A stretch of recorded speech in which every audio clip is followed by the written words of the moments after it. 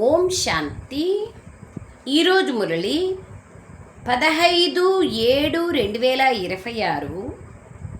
మధురమైన పిల్లలారా, యోగ బలము ద్వారానే ఆత్మకు పట్టిన చిలుము వదులుతుంది.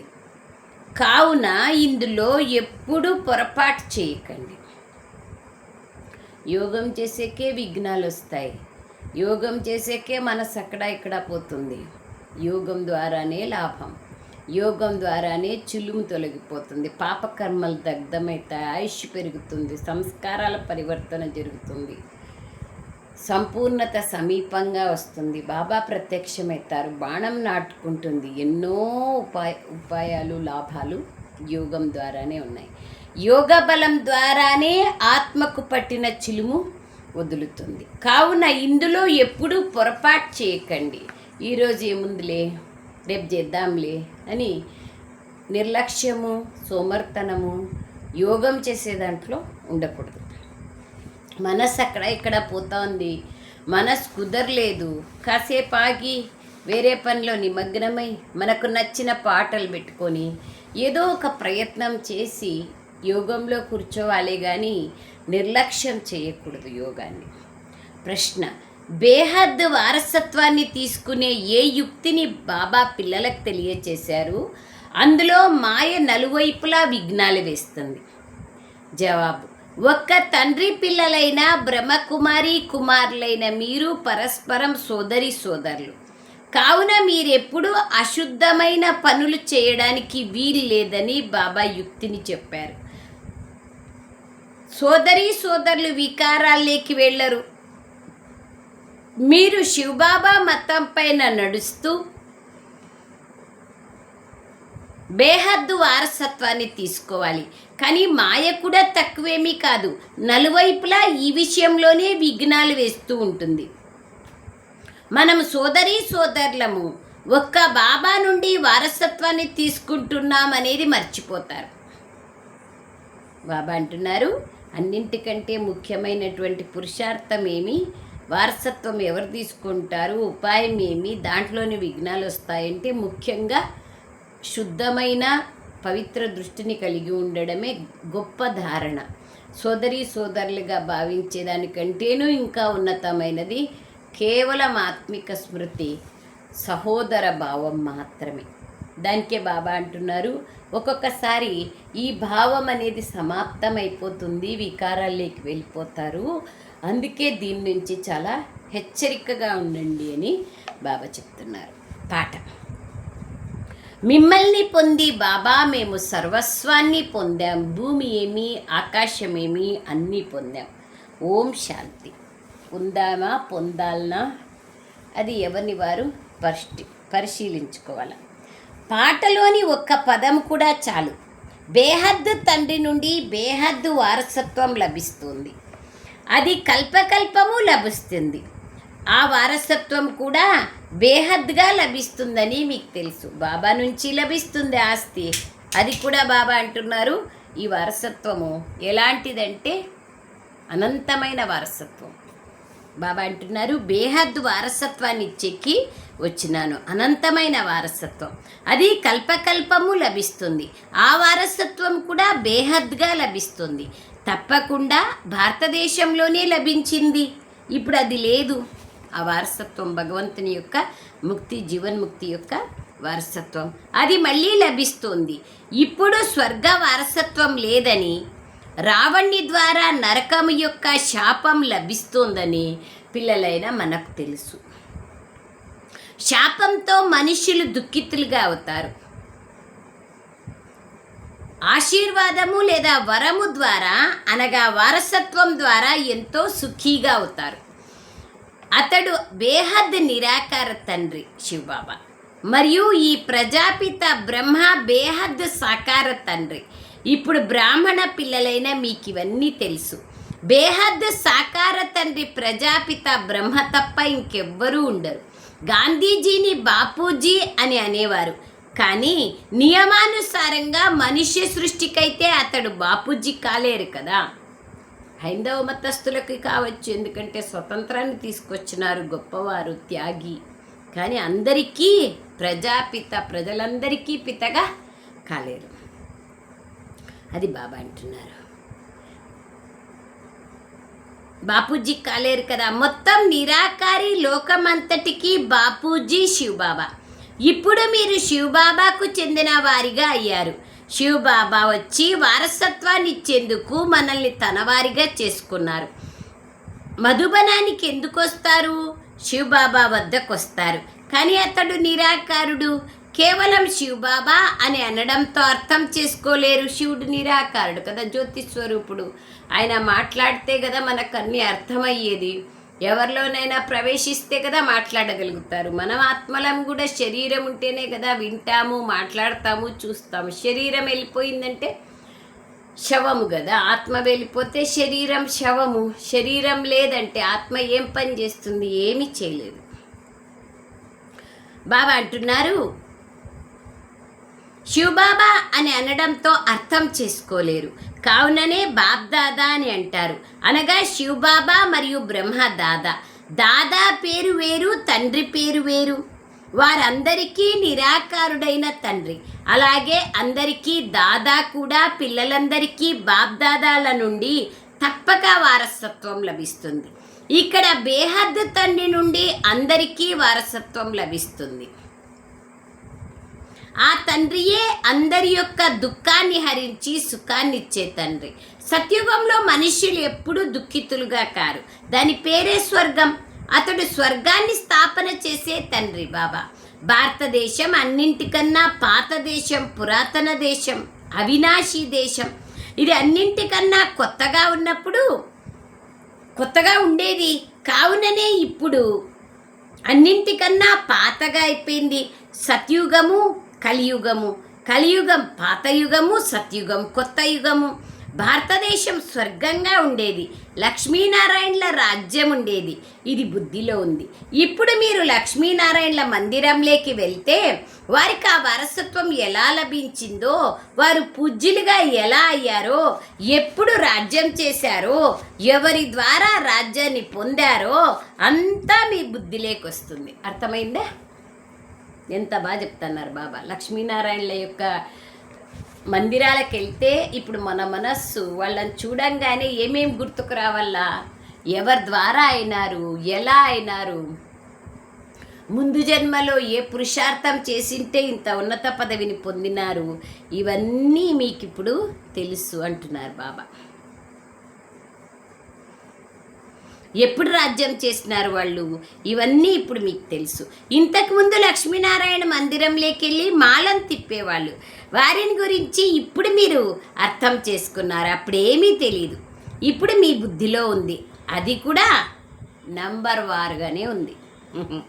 ఇప్పుడు మీరు లక్ష్మీనారాయణ మందిరంలోకి వెళ్ళి నిల్చుకుంటే మీరెంత హర్షితమవుతారు, మేము ఇలా తయారవుతున్నామని. వీరు ఈ ప్రాలబ్ధాన్ని ఎలా పొందారో మీ బుద్ధిలో ఉంది. అది వారి సంగమయుగంలోనే పొందారు. ఎందుకంటే సంగమయుగంలోనే పాత ప్రపంచం మారి కొత్తదిగా అవుతుంది. సంగమంలోనే బాబా వచ్చి రాజయోగాన్ని నేర్పిస్తారు. అనేక జన్మల అంతిమంలో తప్పకుండా ఈ బ్రహ్మ ఉండేవారు. ఇది కూడా తెలుసు. బ్రహ్మ ద్వారానే సృష్టి స్థాపన జరుగుతుంది. బ్రహ్మ ద్వారా విష్ణుపురి యొక్క స్థాపన జరుగుతుంది. మళ్ళీ విష్ణువు ద్వారా పాలన జరుగుతుంది. లక్ష్మీనారాయణ కంబైన్డ్ స్వరూపమే మహావిష్ణువు. ఈ లక్ష్మీనారాయణలే తమ పూర్వజన్మలో తప్పకుండా బ్రహ్మ సరస్వతులుగా ఉన్నారు. బ్రహ్మతో పాటు బ్రాహ్మణీలు కూడా ఉంటారు. సత్యుగంలో లక్ష్మీనారాయణల రాజధాని ఉండేది. తప్పకుండా ప్రజాపిత కూడా ఉంటారు. ఇప్పుడు మనం పురుషార్థం చేస్తున్నాము. ఎవరైతే కల్పపూర్వం పురుషార్థం చేశారో వారిని నేను సాక్షిగా చూస్తున్నాను. రాజ్య కుటుంబము, ప్రజా కుటుంబము ఇందులో కూడా నంబర్ వారుగా ఉన్నారు. ప్రజా కుటుంబంలో కూడా కొందరు షావుకారులు ఉంటారు, కొందరు తక్కువగా ఉంటారు. రాజులలో కూడా కొందరు ధనవంతులు ఉంటారు, కొందరు తక్కువగా ఉంటారు. మీరు లక్ష్మీనారాయణల మందిరంలో వీరి రాజ్యాన్ని ఎలా పొందారు ఎవరికైనా అర్థం చేయించవచ్చు. అడిగితే ప్రశ్నలు అంటే మాకు తెలుసు అని అడగకూడదు. తెలుసుకోవాలి అనేటువంటి ఉత్సాహంతో వాళ్ళని అడగాలి. ఇతరులకు చెప్పాలి అనే ఉత్సాహంతో అడగాలి, నమ్రతగా. ఇప్పుడు మళ్ళీ వారే తమ రాజ్యభాగ్యాన్ని తీసుకుంటున్నారు. రాజధాని స్థాపించబడుతోంది. ఇదెంత సహజం. అంబ ఎవరో కూడా ఎవరికీ తెలియదు. తాను జగతంబ అని మీరంటారు. కల్పపూర్వం కూడా జగతంబ జగత్పిత ఉండేవారు. వారికి మనం పిల్లలం. సంగమంలో రాజయోగాన్ని నేర్పిస్తున్నారు బాబా మమ్మ కూర్చొని. జగదంబకు కూడా లెక్కలేనంత మంది పిల్లలున్నారు. కానీ ఇంతమందిని ఇక్కడ కూర్చోబెట్టుకోలేరు కదా. ఎవరి కర్తవ్యాలు వాళ్ళు చేయాలి కదా. అందరూ మధుబనంలో పోయి ఉంటే ఎట్లా? ఇప్పుడు మీకు జ్ఞానం అనే 3వ నేత్రం లభిస్తోంది. తండ్రి జ్ఞాన సాగర్లు కావున తప్పకుండా పిల్లలకు జ్ఞానంని ఇస్తారు. బాబా అంటారు వారిని మనుషులని కానీ దేవతలని కానీ అనరు, పరమాత్మ అంటారు. మనుషులు వేరు, దేవతలు వేరు, పరమాత్మ వేరు. అందరి మహిమ వేరు కదా. రాష్ట్రపతి వేరు, ప్రైమ్ మినిస్టర్ వేరు, గవర్నర్ వేరు. అందరూ వాళ్ళ పదవి, వాళ్ళ మహిమ, వాళ్ళ కర్తవ్యాలు ఉన్నాయి. మీరు ఎవరి మందిరంలోకి వెళ్ళినా వారి చరిత్ర గురించి ఇప్పుడు మీకు అన్నీ తెలుసు. మీరు రాముని గురించి కూడా అర్థం చేయించగలరు. చంద్రవంశీ కుటుంబ స్థాపన ఇప్పుడు జరుగుతోంది. బ్రహ్మ ద్వారా బ్రాహ్మణ ధర్మము మరియు దేవతా ధర్మము, క్షత్రియ ధర్మము 3 ధర్మాలు స్థాపన అవుతున్నాయి. బ్రహ్మ పేరు ఎంత ప్రసిద్ధమైనది. బ్రహ్మ ద్వారా బ్రాహ్మణ ధర్మము స్థాపన చేయబడుతుంది. బ్రహ్మ పేరు చాలా ప్రసిద్ధమైనది. బ్రహ్మకుమారి కుమారులు అనడంతో ఒకే తండ్రికి పిల్లలైన మనము సోదరీ సోదరులమని మీకు తెలుసు. కావున మనం అశుద్ధ దృష్టిని ఉంచడానికి వీల్లేదు. బాబా అంటున్నారు సోదరీ సోదరులు వికారాల్లోకి వెళ్ళడానికి వీల్లేదు. డ్రామానుసారంగా బాబా ఉపాయాన్ని రచించారు. మీరు బ్రహ్మకుమారులు. బాబా అంటున్నారు నీవు బ్రహ్మకుమారుడవు, నేను బ్రహ్మకుమారిని. నిజానికి ప్రపంచమంతా బ్రహ్మ యొక్క సంతానమే. ఇది ఎవరికీ తెలీదు. ఇప్పుడు మనం శివబాబా సలహా పైన బేహద్దు వారసత్వాన్ని తీసుకుంటున్నాం. మాయకుడు తక్కువేం కాదు. నలువైపుల నుండి విఘ్నాలు తీసుకొని వస్తుంది, ప్రయత్నాలు చేస్తూనే ఉంటుంది. మనం సోదరీ సోదరులం. ఒకే తండ్రి నుండి మనం వారసత్వాన్ని తీసుకుంటున్నాం. ఇది కూడా పిల్లలు మర్చిపోతారు. సత్యుగంలో ఒకే ధర్మం ఉంటుంది, అది సనాతన దేవీ దేవతా ధర్మం. మీకు బాగా తెలుసు. మిగిలిన ధర్మాలన్నీ సమాప్తమైపోతాయి. సర్వధర్మాన్ పరిత్యజ్య మామేకం శరణం వ్రజ. తర్వాత ఈ సృష్టి చక్రం బాబా అంటున్నారు మిగిలిన ధర్మాలన్నీ సమాప్తమైతాయి. ఇదేమీ కొత్త విషయం కాదు. ప్రతి 5000 సంవత్సరాల కిందట జరిగింది, ఇప్పుడు జరుగుతుంది. ఈ చక్రం తిరుగుతూ ఉంటుంది. తిథి తారీఖు అన్నీ వ్రాయబడి ఉన్నాయి. మేము శివబాబా నుండి ఈ యుక్తి ద్వారా వారసత్వాన్ని తీసుకుంటున్నామని కూడా బుద్ధిలో ఉండాలి. లక్ష్యమైతే లభించింది. బాబాను స్మృతి చేసి వారి నుండి వారసత్వాన్ని తీసుకోవాలి. స్మృతి ద్వారానే అనగా యోగ బలము ద్వారానే ఆత్మకు పట్టిన చిలుము వదులుతుంది, అన్యథా వదలదు. ఇందులో ఏ తప్పు జరగకూడదు. కావుననే మురళీలు లభిస్తూ ఉంటాయి రకరకాలుగా. బాబా రోజు రోజు కొత్త కొత్తవి ఎందుకు చెప్తారు? ఈరోజు దేహాభిమానం వల్ల, నిన్నటి రోజున దేహాభిమానం వల్ల ఎంత పొరపాట్లు జరుగుతాయి, ఎట్లెట్లా మాయ వస్తుంది, అన్ని విషయాలు చెప్తున్నారు కదా బాబా. బాబాను వదిలేస్తారు, చదువును వదిలేస్తారు, అదృష్టాన్ని పోగొట్టుకుంటారు. సో అట్లా రకరకాలుగా ప్రతిరోజు ఒక్కొక్క విషయం పైన బాబా తెలియచేస్తూ ఉంటారు. తద్వారా ఏ ఆత్మలకు ఏది అవసరమో దాన్ని తీసుకుని ముందుకెళ్ళాలి. అందులో ఏ తప్పు జరగకూడదనే మురళీలు లభిస్తూ ఉంటాయి. నిశ్చయ బుద్ధి పక్కాగా ఉన్నట్లయితే ఎక్కడికైనా వెళ్ళొచ్చు. మురళీ లభించకపోతే మేము బాబా పిల్లలుగా అయిపోతామన్నది అయితే బుద్ధిలో ఉంది కదా. బాబా పిల్లలుగా అయితే అయినాము, ఇది బుద్ధిలో ఉంది కదా. మీ ఆత్మ తమోప్రధానంగా అయిపోయింది. ఇప్పుడు మీరు తండ్రిని స్మృతి చేసినట్లయితే తమోప్రధానం నుండి సత్వప్రధానంగా అవుతారు. మురళి లభించకపోతే అనే ప్రశ్నే లేదు ఈ కాలంలో. ఒక్క సెకండ్లో అన్ని జాగాలకి మురళీలు వెళ్ళిపోతాయి. మొబైల్ ఉంది, సెంటర్లు ఉన్నాయి. బాబా కాలంలో అయితే లేవు. ఈ మహామంత్రాన్ని బాబా ఇక్కడే తెలియచేస్తారు. మన్మనాభావం ఇంకెవ్వరూ తెలియచేయరు. మధురాతి మధురమైన పిల్లలు, స్మృతి శక్తి ద్వారానే మీరు తమోప్రధానం నుండి సత్వప్రధానులుగా కావాలి. ఈ విషయం కూడా శాస్త్రాల్లో ఉంది. కానీ ఇది ఎవరి బుద్ధిలోకి రాదు. తప్పకుండా కల్పపూర్వం కూడా బాబా ఈ మాట వినిపించారు. దైహిక సర్వధర్మాలను వదిలి స్వయాన్ని ఆత్మగా భావించండి. ఇప్పుడు మీరు అర్థం చేసుకున్నారు, ఇవన్నీ దైహిక ధర్మాలే. అందరికీ తండ్రి ఒక్క బాబాని. ఆత్మలందరూ ఆ ఒక్క తండ్రినే పిలుస్తూ ఉంటారు. పోపు కూడా భగవంతుణ్ణి స్మృతి చేస్తారు. క్రిస్టియన్స్ హెడ్, ఓ గాడ్ ఫాదర్ దయ చూపించండి అంటారు. ఈ మనుషుల క్రోధమయ బుద్ధులను మార్చండి అంటారు. తద్వారా వీరు పరస్పరం దెబ్బలాడుకుంటూ ఉన్నారు. క్రోధం, ఎక్కడ చూసినా క్రోధం, ఆవేశం, దాని కారణంగానే చంపుకుంటున్నారు కదా. ఒకరికొకరు బాంబులు వేసుకుంటున్నారు. బాబా అంటున్నారు రగులుతూనే ఉంది, కాబట్టి హెచ్చరికగా ఉండాలి. ఒక్క తండ్రినే స్మృతి చేస్తారు, ఇంకెవ్వరిని స్మృతి చెయ్యరు. పోప్ ఇంకెవరినైనా నమ్ముతారా? నీవొచ్చి పతితుల నుండి పావనంగా చెయ్యండి నీ శివబాబానే పిలుస్తారు. పావనంగా అయ్యాక మళ్ళీ ఏ దేహదారిని గుర్తు చేసుకోకూడదు. పావనంగా అయినాక ఇక్కడ ఈ రావణ రాజ్యము ఉండదు, మనం సత్యుగంలోకి వెళ్ళిపోతాం. దేహదారులు గుర్తే ఉండదు అక్కడ, అందరు ఆత్మాభిమానులుగా ఉంటాం. రావణ ప్రపంచంలోనే ఉండరు. మరి తప్పకుండా కొత్త ప్రపంచం కావాలి కదా. కలియుగం మారి తప్పకుండా సత్యుగం వస్తుంది. కానీ మనుషులు ఇంత కూడా అర్థం చేసుకోలేరు. ఒక డాక్టర్ వచ్చారు, అతడు కలియుగమే నడుస్తుంది కదా అన్నారు. అరే, ఎల్లప్పుడూ కలియుగమే ఎందుకుంటుంది?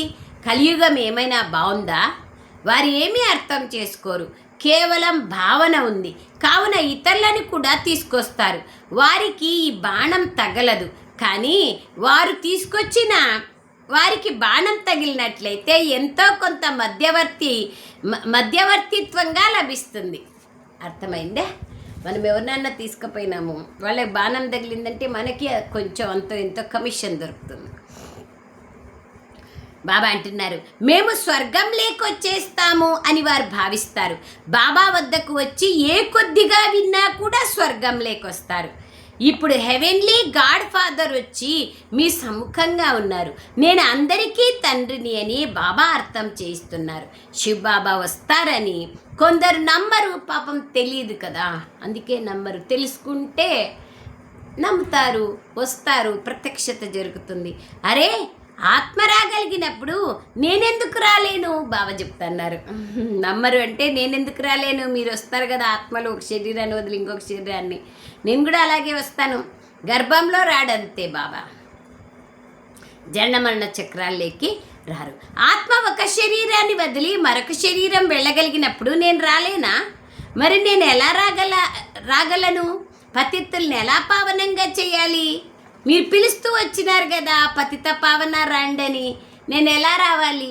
చిరుబాబు ఎంత బాగా అడుగుతున్నారు.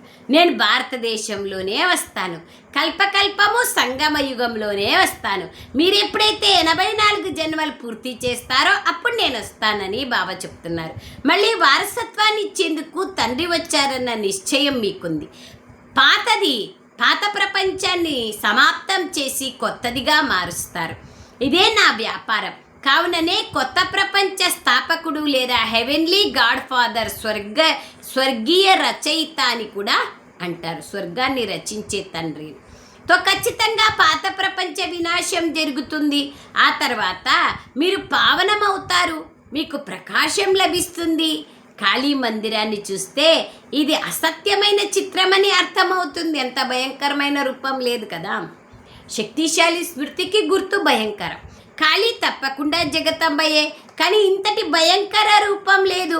బెంగాల్లో కాళీ ముందు బలులు అర్పిస్తారు, కానీ వారు ఏం అర్థం చేసుకోరు. జంతువుల బలులు, హింస. జగతంబ మందిరంలోకి లక్షల మంది వస్తారు. ఎల్లప్పుడూ మేళ జరుగుతున్నట్లుగా ఉంటుంది. అక్కడ చాలా చిన్నని విగ్రహం ఉంచబడింది, దానికి జగతంబ అన్న పేరు పెట్టారు. ఇప్పుడు జగదంబ ఒక్కరే ఉండాలి కదా. సింధులో కాళీ మందిరాన్ని ఎలా తయారు చేశారో మీకు తెలుసు.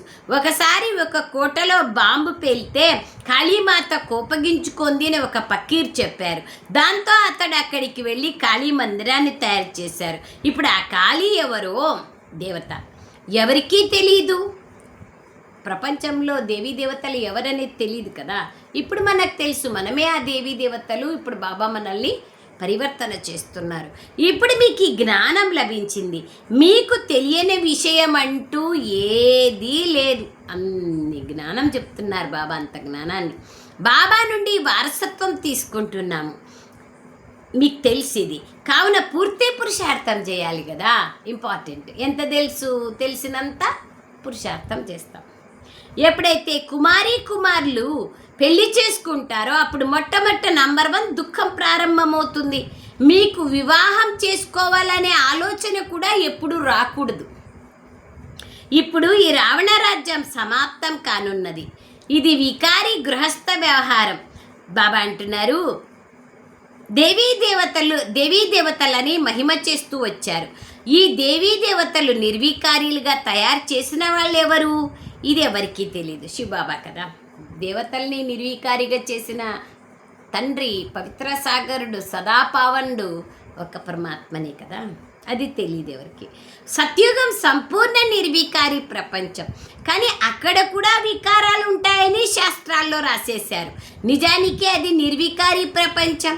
వికారీ ప్రపంచానికి నిర్వికారీ ప్రపంచానికి ఎంత తేడా ఉంది! ఈ విషయాలు ఇంకెవరి బుద్ధిలోనూ లేవు. ఈ లక్ష్మీనారాయణల రాజ్యం ఉన్నప్పుడు ఎంత తక్కువ మంది మనుషులు ఉండేవారో మీకు తెలుసు. ఒకే ధర్మం ఉండేది, అది మళ్ళీ వృద్ధి అవుతుంది. చక్రమును కూడా పూర్తిగా చుట్టి రావాల్సి వస్తుంది. అప్పుడే పూర్తి పృథ్వీ పైన చక్రాన్ని చుట్టి వచ్చారంటారు. సముద్రంనైతే ఎవరు చుట్టి రాలేరు. సత్యుగంలో చాలా తక్కువ మంది ఉంటారు కాబట్టి వారు చాలా తక్కువ భూమిని ఆక్రమిస్తారు. ఇప్పుడు మనుష్య సృష్టి హద్దులు పూర్తి కానున్నాయి. పైనున్న కొద్ది ఆత్మలు కూడా కిందికి వస్తూ ఉంటాయి. మనుష్యులు పెరుగుతూనే ఉంటారు. అక్కడి నుండి ఆత్మలు రావడం కూడా పూర్తి అవుతుంది. మీరు కర్మాతీత స్థితిని పొందుతారు. ఇప్పుడు ఆత్మలు కూడా శరీరాన్ని వదిలి వెళ్తాయి. వారు రావడం మరియు మీరు వెళ్ళడం జరుగుతుంది. కొద్దిగా వస్తూ పోతారు. ఇవన్నీ విషయాలు అర్థం చేసుకోవాల్సిన విషయాలు. మనం అక్కడ మొట్టమొదట వెళ్తాం పరంధామానికి. మనం అక్కడ ఉన్నప్పుడు ఇంకెవ్వరూ ఉండరు. సత్యుగంలో ఉన్నప్పుడు ఇంకా మిగతా వాళ్ళంతా పరంధామంలో ఉంటారు. ఇవన్నీ విస్తారమైన విషయాలు. అయినా బాబా అంటున్నారు, మీ ప్రియమైన తండ్రిని స్మృతి చేయండి అని బాబా పిల్లలకు చెప్తున్నారు. అదొక్కటే, ఇంకే పరిశ్రమ లేదు మనకి. బాబా ఈజీగా చెప్తున్నారు. కాకపోతే దానికి అటెన్షన్ పెట్టి స్మృతి చేస్తేనే. బాబా నిన్నటి రోజున కూడా చెప్పినారు కదా, 8 గంటల వరకు చేరుకోవాలి అని. మనం ఎన్ని గంటలకు చేరుకున్నాం? స్మృతి చేయడంలోనే మీకు లాభం ఉంది. ఈ చరిత్ర మరియు భూగోళం వలన మనుషులు ఎన్నో, బాబా అంటారు, చరిత్ర భూగోళాలని మనుషులు ఎన్నో చదువుతూ వచ్చారు. ఎంతో దూరాలకు వెళ్తారు చదువుకోవడానికి. చంద్రుని వద్దకు వెళ్తారు. ఖగోళ శాస్త్రం. బాబా అంటున్నారు, అది సైన్స్ యొక్క అహంకారం, అంటే సైన్స్ యొక్క గొప్పతనం. వారు అతిలేకి వెళ్తారు. చంద్రుని వద్ద ఏమైనా ఉందా? మీరైతే సూర్యచంద్రాదుల నుండి కూడా అతీతంగా వెళ్తారు పరంధామానికి. ఈ జ్ఞానం ఇప్పుడు మీ బుద్ధిలో ఉంది. డ్రామా ప్లాన్ అనుసారంగా బాబా ఇవన్నీ తెలియచేస్తున్నారని మీకు తెలుసు. నేను మిమ్మల్ని పతితుల నుండి పావనంగా తయారు చేస్తానని బాబా చెప్తున్నారు. ఇదే నా పాత్ర. బాబా పాత్ర ఏమి? పతితులను పావనంగా చేసేది బాబా పాత్ర. భక్తి మార్గంలో కూడా నాకు పాత్ర ఉంది. సాక్షాత్కారాలు చేయించేది యద్భావం తద్భవతి రూపంలో. మిమ్మల్ని పతితుల నుండి పావనులుగా తయారు చేయడమే నా పని. ఏది చేసినా బాబా అంటున్నారు దానికి మహిమ ఉంటుంది కదా. ఈ లక్ష్మీనారాయణలకు ఎంత మహిమ ఉంది. కానీ వారిని ఆ విధంగా అర్హులుగా ఎవరు తయారు చేశారు? వీరు సుఖధామానికి అధిపతులుగా ఉన్నారు. ఇప్పుడు అనేక రకాలైన దుఃఖాలున్నాయి. ఈరోజు ఎవరో మరణిస్తారు, గొడవలు జరుగుతాయి. ఎవరి వద్దనైనా లక్షలు కోట్లున్నా ఏదైనా రోగం మొదలైన వస్తే ఏం చేస్తారు? ఏం లాభం? బిర్లా వద్ద ఎంత ధనం ఉంది? మనుషులు ధనవంతులుగా ఉన్నారు, కానీ వారి భాగ్యంలో ఏముంది? ఒక జన్మలో ధనమంతా కనిపిస్తుంది అంతే. అసలు ఏ దుఃఖము లేని వారంటూ ఎవ్వరూ లేరు. అండర్లైన్ చేసుకోండి. ఇది ఏదో ఒక రకమైన దుఃఖం ప్రతి ఒక్కరికి ఉంది. ఇప్పుడు ఇదంతా మట్టిలో కలిసిపోవాల్సి ఉంది. ఎవరైతే బాబా కార్యంలో సఫలం చేసుకుంటారో వాళ్ళదే సఫలమవుతుంది. కానీ ఇంకా మిగతాదంతా మట్టిలో కలిసిపోవాల్సి ఉంది. బరువు బాధ్యతలు నిర్వర్తించద్దా మరి? అన్నీ సంభాళన చెయ్యాలి. చేస్తూ ఎట్లా బయట ప్రపంచంలో వాళ్ళు అన్నీ చేస్తూ దాన ధర్మాలకై చేస్తారో ఆ విధంగా మనం ట్రస్టీగా ఉంటూ సాక్షిగా ప్రతి కార్యాన్ని చేయాలి, నిమిత్త మాత్రంగా చేయాలి. अच्छा मीठे मीठे सिखलदे बच्चों प्रति माता पिता बाप दादा का याद प्यार और गुड मॉर्निंग. रूहानी बाप की रूहानी बच्चों को नमस्ते. हम रूहानी बच्चों की रूहानी माता पिता बाप दादा को याद प्यार गुड मॉर्निंग और नमस्ते नमस्ते नमस्ते बाबा नमस्ते. ధన్యవాదాలు తండ్రి, ధన్యవాదాలు. సారాంశం: కర్మాతీత స్థితిని పొంది వాపస్ ఇంటికి వెళ్ళాలి. కానీ ఎప్పుడైతే ఆత్మలు రావడం సమాప్తమవుతుందో అప్పుడే వెళ్ళగలరు. అది ఖాళీ అయితే ఇది భర్తీ అవుతుంది, ఇది భర్తీ అయితే అది ఖాళీ అవుతుంది. అక్కడి నుంచి రావడం, ఇక్కడి నుంచి పోవడం, అక్కడి నుంచి రావడం బంద్ అయితే ఇక్కడి నుంచి పోవడం ప్రారంభమవుతుంది. కర్మాతీత స్థితిని పొంది తిరిగి ఇంటికి వెళ్ళాలి. కానీ ఎప్పుడైతే ఆత్మలు రావడం సమాప్తమవుతుందో అప్పుడే ఇక్కడి నుంచి వెళ్ళగలరు. ఈ విస్తారమును బుద్ధిలో గుర్తుంచుకొని ఒక్క తండ్రిని ప్రేమగా స్మృతి చేయాలి. సెకండ్ పాయింట్: జ్ఞాన ప్రకాశం లభించింది కావున నిశ్చయ బుద్ధి కలవారిగా ఈ బాబా నుండి పూర్తి వారసత్వాన్ని తీసుకునేందుకు పురుషార్థం చేయాలి. ఎక్కడున్నా స్మృతి శక్తితో ఆత్మను తమోప్రధానం నుండి సత్వప్రధానంగా తయారు చేసుకునే పురుషార్థం చేయాలి. ఎక్కడున్నా. వరదానం: స్వమానంలో స్థితులై విశ్వము ద్వారా గౌరవాన్ని ప్రాప్తి చేసుకొని దేహాభిమానం నుండి ముక్తులుగా కండి. స్వమానంలో స్థిరమైతే విశ్వం ద్వారా గౌరవం ప్రాప్తిస్తుంది. అలాంటి వాళ్ళే దేహాభిమానం నుంచి ముక్తులుగా కాగలుగుతారు. దేహాభిమానం నుండి అతీతంగా ఆత్మాభిమానులుగా అవ్వడమే చదువు యొక్క ముఖ్య లక్ష్యం. అండర్లైన్ చేసుకోండి ఈరోజు. ఎందుకు మనం మురళి చదవాలి రోజు? దేహీ అభిమాని ఆత్మాభిమానిగా కావడమే ముఖ్యమైన లక్ష్యం. ఈ దేహాభిమానం నుండి అతీతంగా ముక్తులుగా అయ్యేందుకు విధి సదా స్వమానంలో స్థిరమై ఉండాలి. సంగమయుగం యొక్క మరియు భవిష్యత్ యొక్క అనేక రకాల స్వమానాలు ఏవైతే ఉన్నాయో వాటిలో ఏ ఒక్క స్వమానంలోనైనా స్థితులై ఉండడం ద్వారా దేహాభిమానం సమాప్తమవుతుంది. మాస్టర్ సర్వశక్తివాన్ ఆత్మను పంచస్వరూపాల అనుభవము, గంటకు 1 నిమిషము, గంటకు 5 నిమిషాలు చేయడము, ఇవన్నీ చేస్తూ ఉంటే మన స్మృతి స్వరూప స్థితిలో ఉంటాం. ఖుషి, నష, ఉమంగ, ఉత్సాహంలో ఉంటాం. ఎవరైతే స్వమానంలో స్థితులై ఉంటారో వారికి స్వతహాగా గౌరవం ప్రాప్తిస్తుంది. సదా స్వమానంలో ఉండేవారే విశ్వమహారాజులుగా అవుతారు మరియు విశ్వం వారికి గౌరవాన్ని ఇస్తుంది. స్లోగన్: సమయాన్ని బట్టి స్వయంని మలుచుకోవడమే నిజమైన బంగారంగా కావడం. ఏ సమయం ఎలా ఉందో అలా మనల్ని మనం మార్చుకోగలగాలి. అవ్యక్త ప్రేరణ: జ్వాలా స్వరూప స్థితిలో ఉంటూ శక్తిశాలి స్మృతిని అనుభవం చేయండి.